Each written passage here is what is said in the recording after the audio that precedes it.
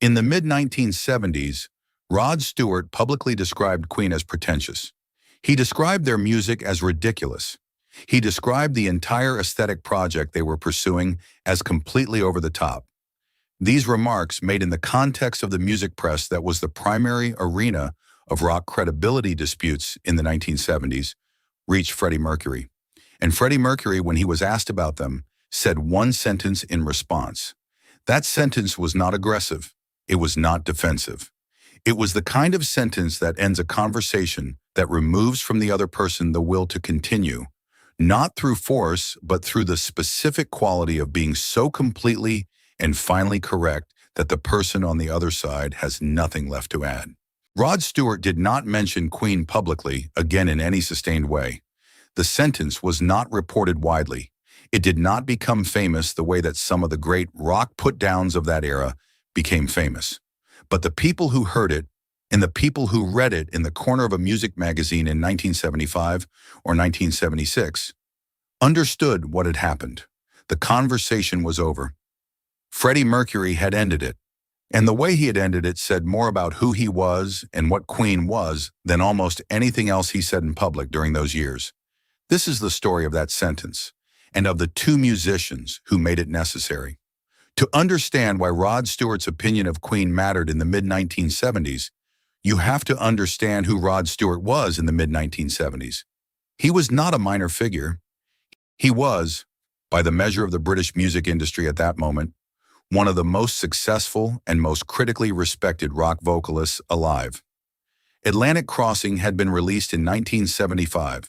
Maggie May was already a defining song of the decade. Rod Stewart in 1975 was at the top of the specific category Queen was trying to enter: serious, credible, commercially successful British rock music. His opinion was the opinion of the established room, looking at the newcomers and rendering a verdict: pretentious, ridiculous, over the top. This verdict was shared at the time by a significant portion of the critical establishment. Queen in the mid-1970s was not universally beloved. The NME found them excessive. The critical tendency was to read the theatrical stage presentation as fraudulence, as rock music pretending to be more important than it was. Rod Stewart gave this charge a famous name and a famous voice. That was what made Freddie Mercury's response necessary. The mid-1970s were the period in which the definition of rock credibility was being contested in the British music press with an intensity difficult to convey. On one side, straightforward blues-rooted rock music, in which authenticity was the primary value, the musician who played what they felt, who gave the audience the thing itself rather than a theatrical presentation of it. Rod Stewart was the inheritor of this tradition. The raspy voice, the emotional directness, the quality of communicating through the music rather than about it. On the other side, the tradition Queen was entering glam rock, art rock, in which the theatrical construction was itself the point. Not the thing disguised as performance, but the performance as the thing. Rod Stewart's opinion of Queen was a position in this argument. Rock music is authentic or it is nothing, and Queen's music is not authentic. Freddie Mercury's response did not engage with this argument directly. It rendered it irrelevant. Rod Stewart was not wrong to find Queen excessive. Queen was excessive deliberately, consciously, programmatically. They had decided that excess was the form the music needed to take, that the theatrical scale was not disguising something smaller, but was itself the thing. The charge of pretentiousness assumed there was a smaller, more honest Queen hiding inside the elaborate production. The charge was wrong because there was no smaller Queen. The elaborate production was Queen. Freddie Mercury understood this. When Rod Stewart called them pretentious, he was making an assumption about what was behind the performance. Freddie Mercury's response corrected the assumption. Freddie Mercury's response to Rod Stewart's remarks has been reported in different forms across the decades, not always with exact wording, because the 1970s music press was not always precise about quoting versus paraphrasing. What the accounts agree on is the quality of the response, its brevity, its completeness, and the specific form of wit it employed. The sentence pointed at Rod Stewart's own theatricality, the feather bows, and the tartan scarves and the platform boots that Rod Stewart was himself wearing at precisely the moment he was calling Queen's aesthetic ridiculous. Freddie Mercury did not say, "You are wrong about us." He said, "Look at yourself, and then tell me again about pretentious." The sentence had the specific quality of a mirror. It did not argue with Rod Stewart's position. It reflected it back at him in the light of his own performance choices. And the reflection made the position impossible to maintain without maintaining it from inside a contradiction. The specific technique Freddie Mercury's response employed, turning the critique back onto the critic by pointing at the critic's own similar behavior, is one of the most effective forms of wit available in a public dispute. It simply removes the ground from the attack by revealing that the attacker is standing in the same place they are attacking. The specific power of this response was that it could not be answered without either defending rock theatricality in general, which would undermine the original critique, or attacking it across the board, which would require Rod Stewart to critique his own choices alongside Queen's. There was no available position from which to respond without conceding something. Rod Stewart did not respond. He did not mention Queen publicly in any sustained way after this. The silence was the concession. The significance of Rod Stewart not mentioning Queen again is not that it represents a defeat or a victory. It represents something more interesting. The recognition by someone who had made the critique with the full force of his credibility behind it, that the critique was not going to hold. He did not become an admirer of Queen. He did not reverse his aesthetic position. He simply stopped making Queen a subject of comment. When someone stops attacking something after receiving a response that removed the ground from the attack, it means the ground was removed. Rod Stewart was a serious musician with a serious understanding of rock music. He understood what had happened. The silence was not resentment, it was recognition. Rod Stewart stopped. He made his point.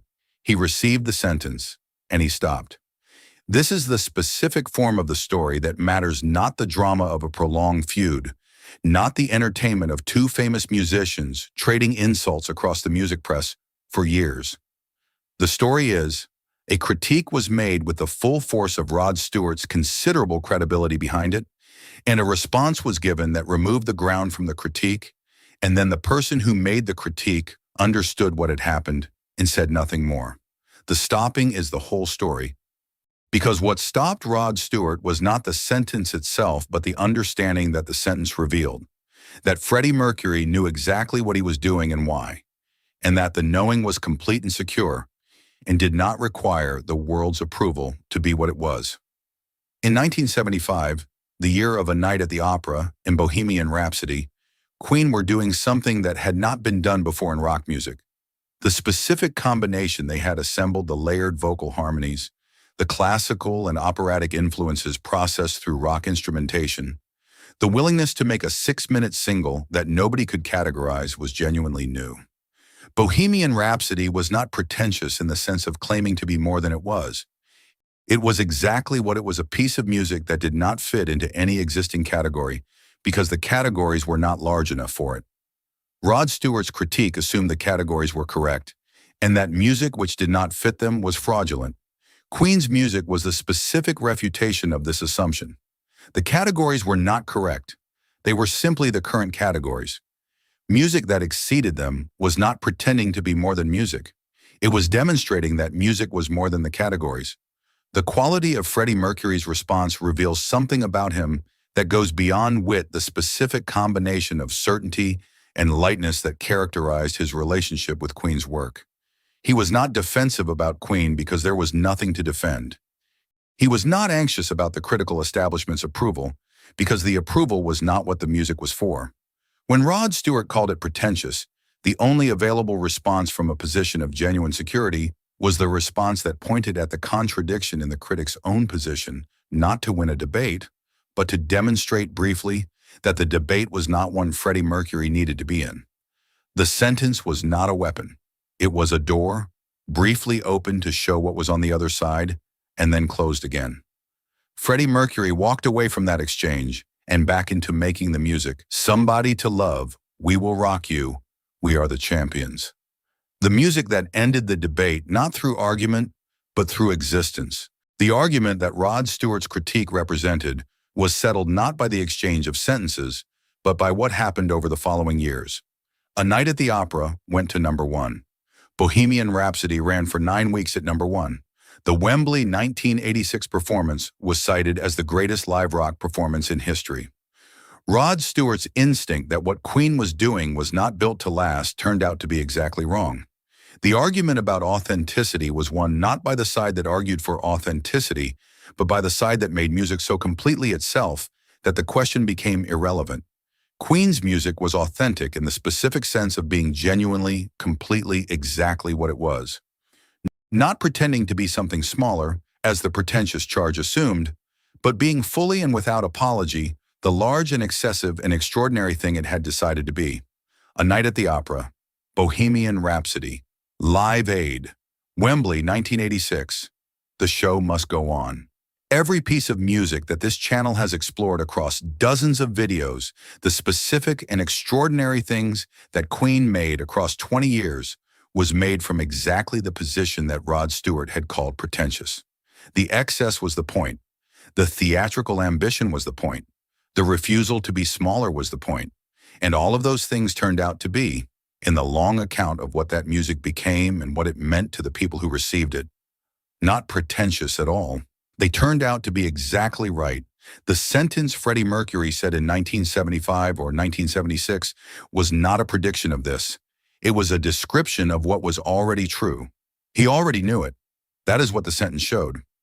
What happened between Rod Stewart and Queen in the years after the mid-1970s exchange was simply the absence of the original confrontation, 2 careers proceeding in parallel, without further public comment from Rod Stewart about Queen's music. Rod Stewart continued to make music, to tour, to maintain his position as one of the great rock vocalists of his generation. Queen continued to make what they were making.